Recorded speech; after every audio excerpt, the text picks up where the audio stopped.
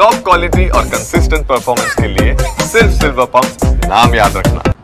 ಮಂಗಳೂರಿನಲ್ಲಿ ಹಿಂದೂ ಕಾರ್ಯಕರ್ತ ಸುಹಾಸ್ ಶೆಟ್ಟಿ ಹತ್ಯೆಯನ್ನು ಖಂಡಿಸಿ ನಿನ್ನೆ ದಕ್ಷಿಣ ಕನ್ನಡ ಜಿಲ್ಲಾ ಬಂದ್ಗೆ ಕರೆಯನ್ನು ನೀಡಲಾಗಿತ್ತು. ಆದರೆ ಈ ಒಂದು ಬಂದ್ ಸಂದರ್ಭದಲ್ಲಿ ಸಾಕಷ್ಟು ಅಹಿತಕರ ಘಟನೆಗಳು ಕೂಡ ನಡೆದಿರುವಂಥದ್ದು.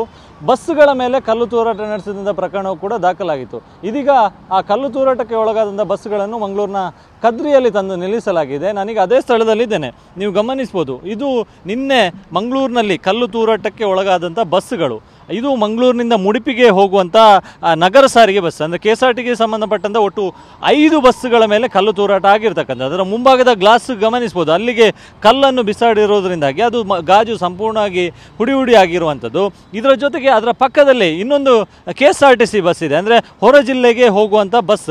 ಅದರ ಮುಂಭಾಗದ ಗಾಜು ಕೂಡ ಸಂಪೂರ್ಣವಾಗಿ ಹುಡಿಯಾಗಿರುವಂಥದ್ದು. ಕಲ್ಲು ತೂರಾಟ ಮಾಡಿರೋ ಪರಿಣಾಮವಾಗಿ ಮುಂಭಾಗದ ಗಾಜು ಸಂಪೂರ್ಣವಾಗಿ ಹುಡಿಯಾಗಿ ಛಿದ್ರ ಆಗಿ ಹೋಗಿರ್ತಕ್ಕಂಥದ್ದು. ಇದರ ಜೊತೆಗೆ ಪಕ್ಕದಲ್ಲಿ ಇನ್ನೊಂದು ಬಸ್ ಇದೆ, ಅದು ಕೂಡ ಗ್ರಾಮಾಂತರ ವಿಭಾಗದಲ್ಲಿ ಸಂಚಾರ ಮಾಡುವಂಥ ಬಸ್ ಇದಾಗಿದೆ.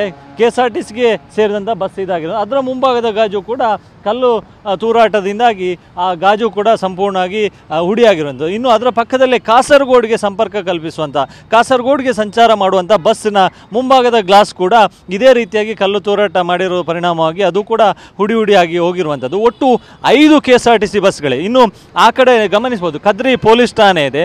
ಆ ಪೊಲೀಸ್ ಠಾಣೆ ಮುಂಭಾಗವು ಕೂಡ ಒಂದು ಕಾಸರಗೋಡಿಗೆ ಸಂಚಾರವನ್ನು ಮಾಡಿಸುವಂಥ ಬಸ್ಸು ಕೂಡ ಅಲ್ಲಿ ಮುಂಭಾಗದಲ್ಲಿ ನಿಲ್ಲಿಸಲಾಗಿದೆ. ಅದರ ಮುಂಭಾಗದ ಗಾಜು ಕೂಡ ಇದೇ ರೀತಿಯಾಗಿ ಕಲ್ಲು ತೂರಾಟಕ್ಕೆ ಒಳಗಾಗಿರೋದ್ರಿಂದ ಅದರ ಗಾಜು ಕೂಡ ಸಂಪೂರ್ಣವಾಗಿ ಹುಡಿಯಾಗಿದೆ.